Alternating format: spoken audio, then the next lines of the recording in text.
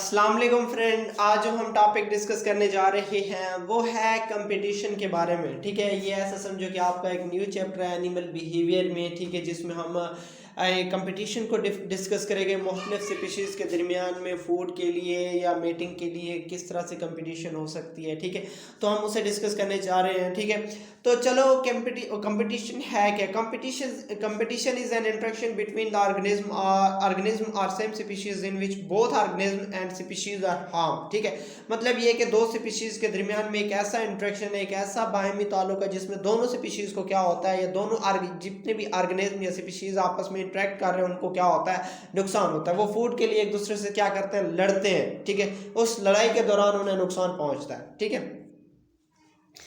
Competitive exclusion principle ये कहता है कि species less suited to compete for the resources should either adopt or die out. ठीक है, मतलब ये कि वो जो रिसोर्सेज के लिए लेस सूटेड हैं, अपने रिसोर्सेज नहीं हासिल कर सकते। ठीक है, उनमें इतनी ज़्यादा कैपेसिटी नहीं होते थे, या तो वो उस कंडीशन को क्या कर लेंगे, अडॉप्ट कर लेंगे। ठीक है, या फिर क्या क्या कर लेंगे, वो क्या करेंगे, मर जाएंगे। ठीक है, मतलब ये कि वो कहते हैं ना कि ज़बरदस्त की जीत आपने सुनी है। ठीक है, कि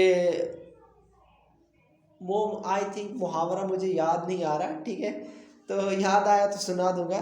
तो जिसका यानी वो आपने एक रूल, बायोलॉजी की बात करते हैं, आपने रूल पढ़ा था सर्वाइवल फॉर द फिटेस्ट। ठीक है, वो सरवाइव कर जाएगा जो फिटेस्ट होगा। ठीक है, मतलब ये कि जिसमें कुव्वत होगी, क्योंकि यहाँ कंपटीशन में तो फूड के लिए मुकाबला हो रहा है ना, तो जिसमें ज़्यादा यानी फूड के लिए या मेटिंग के लिए जो ज़्यादा पावरफुल होगा वो सरवाइव करेगा, दूसरे क्या करेंगे, मर जाएंगे। ठीक है, या उसी इन्वायरमेंट को क्या करेंगे, अडॉप्ट कर लेंगे। लेकिन ऐसा होता नहीं है। आप बात करो इंसानों की ही बात कर लो। ठीक है, अब हम इंसान सारे रह रहे हैं। ठीक है, हम अब फूड के लिए किसी को लड़ तो नहीं रहे, उसे मार तो नहीं रहे, नहीं कर रहे ना ऐसा।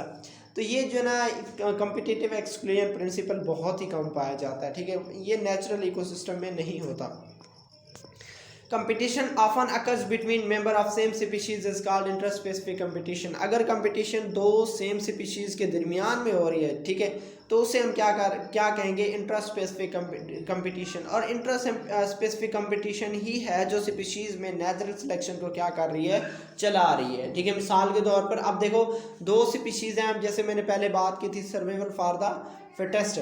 ठीक है, तो सर्वाइवल फॉर द फिटेस्ट में ये है कि जो बंदा ताकतवर है, जो स्पीशीज़ ताकतवर है, वो दूसरे से फूड छीन लेगा। अब बेचारा दूसरा जो स्पीशीज़ है वो भूख से मर जाएगा। ठीक है, तो नेचुरल सिलेक्शन भी यही कहता है कि ज़बरदस्त की जीत, सर्वाइवल फॉर द फिटेस्ट। जो यानी ज़्यादा ऑर्गेनिज्म ठीक है, फिट है, तो वो क्या करेगा, सर्वाइव करेगा। जो वीक ऑर्गेनिज्म है वो क्या करेगा, या तो वो उसे क्रिएट करेगा या डेड हो जाएगा।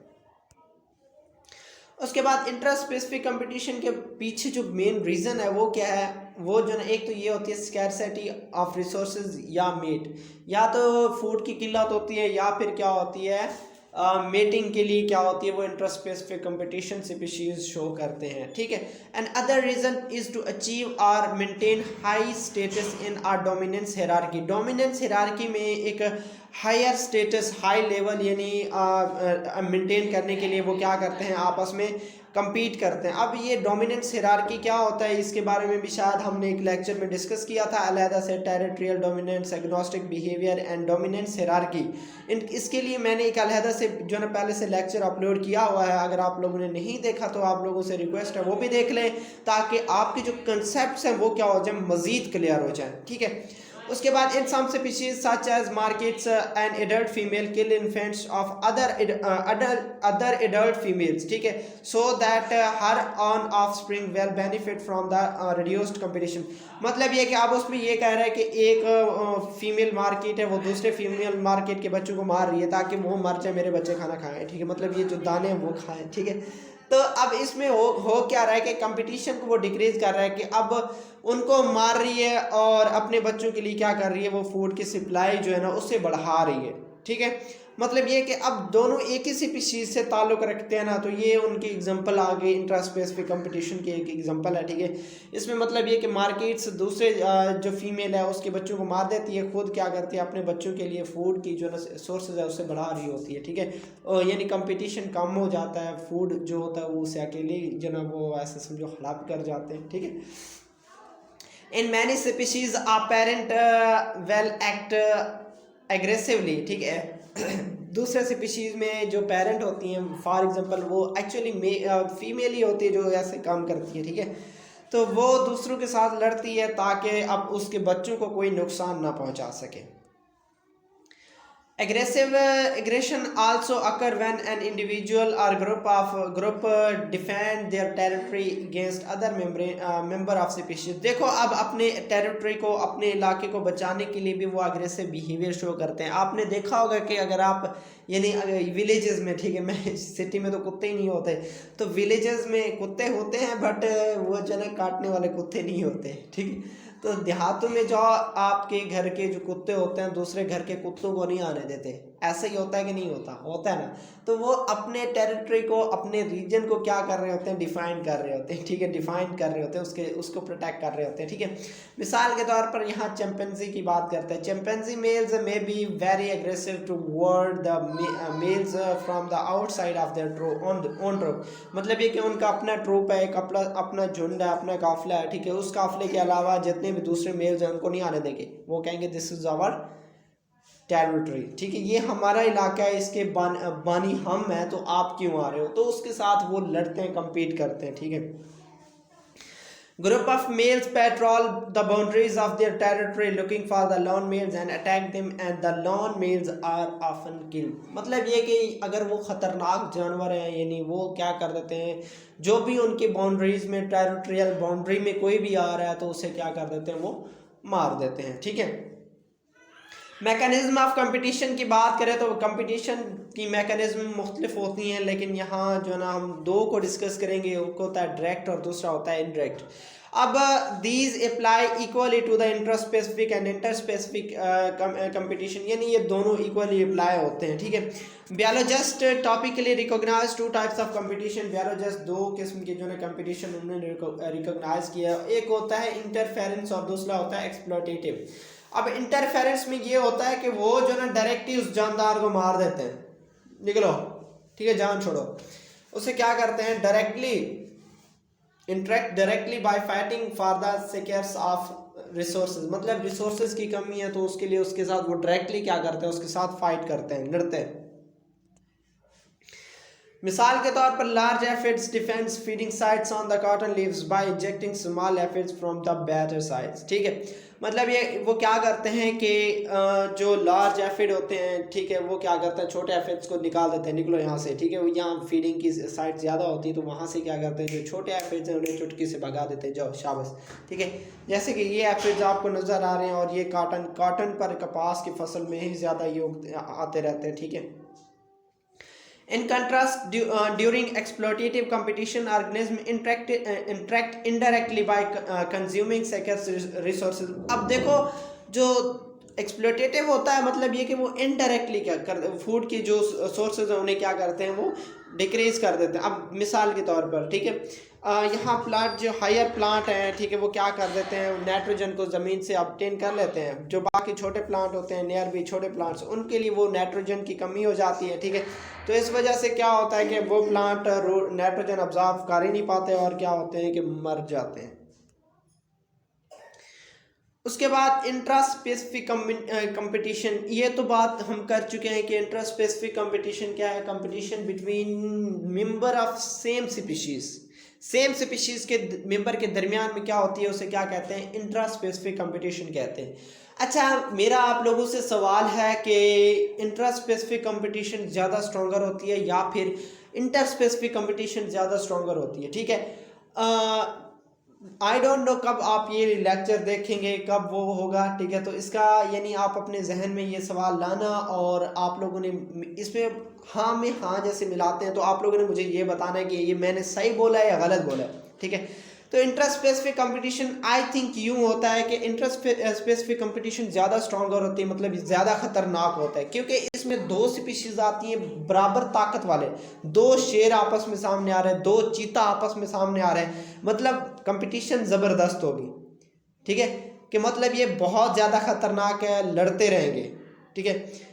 बनिस्बत इंटर स्पेसिफिक कंपटीशन की बात करें तो अब उसमें एक कुत्ता आ जाए या एक उधर से बिल्ली आ जाए तो क्या क्या क्या रहेगा उस बिल्ली का, या एक बिल्ली है तो दूसरी तरफ चूहा आ जाए, ठीक है, वो तो डिफरेंट स्पीशीज है ना। Inter specific competition two different species के दरमियान में है।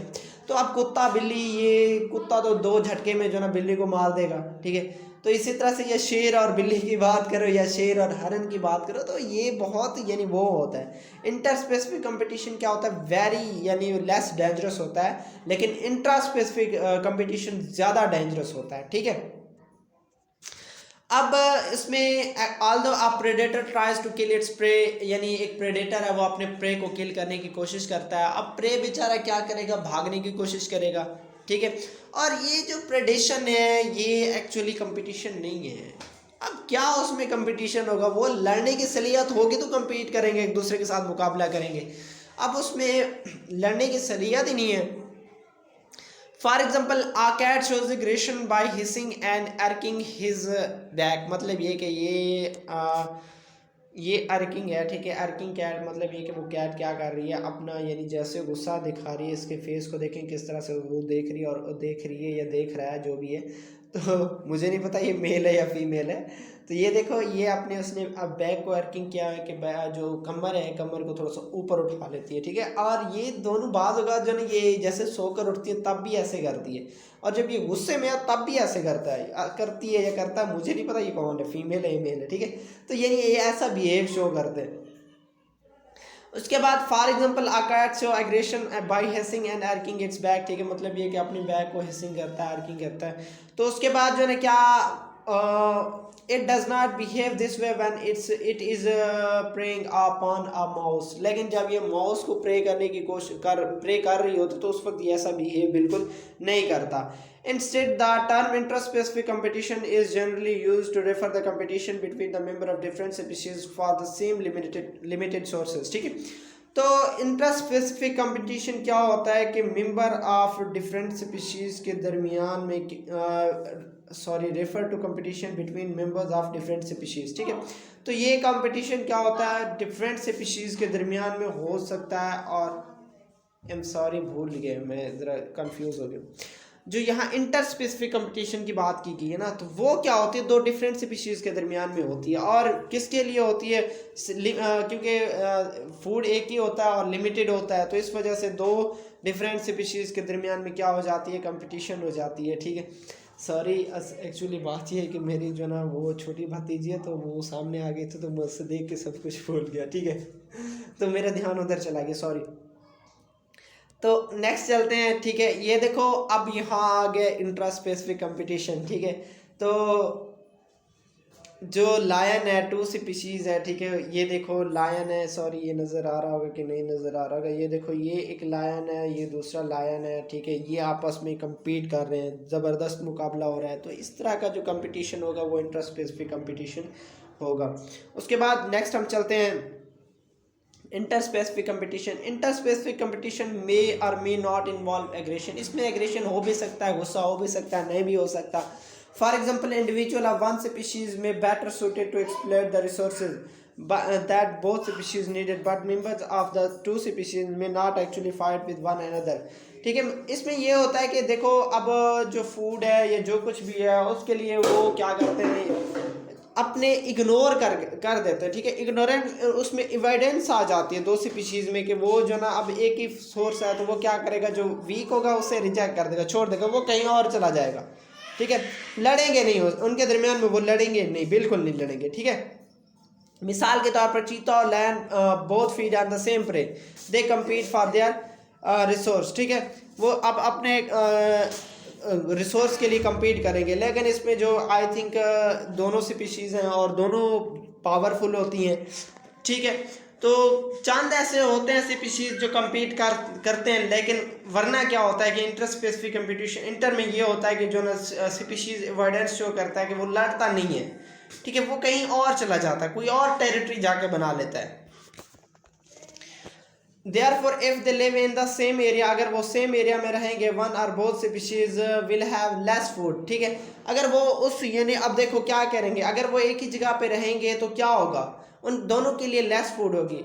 You might to expect them fight with each other, कि वो एक दूसरे के साथ लड़ेंगे, ठीक है, कि वो मैंने बोला था बहुत कम चांसेस होता है कि वो एक दूसरे के साथ लड़ेंगे फूड के लिए, लेकिन वो क्या करते हैं, वो ऐसा नहीं करते। वो क्या करते हैं, दे डू नॉट वन, वो एक दूसरे के साथ लड़ते नहीं हैं। वो क्या करते हैं कि वही बात मैंने पहले भी की थी, वो एवोडेंस शो करते हैं, बिल्कुल वो लड़ते नहीं हैं फूड के लिए, एक ही सेम फूड के लिए।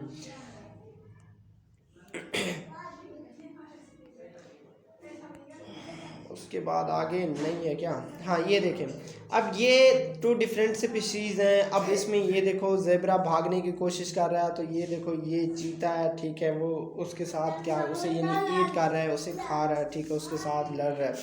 तो उसके बाद यहाँ क्या लिखा हुआ है, you have end of the यानी डॉक्यूमेंट। तो मुझे तो ऐसे लगता है कि हमारा जो लेक्चर है वो ख़त्म हो चुका है, ठीक है।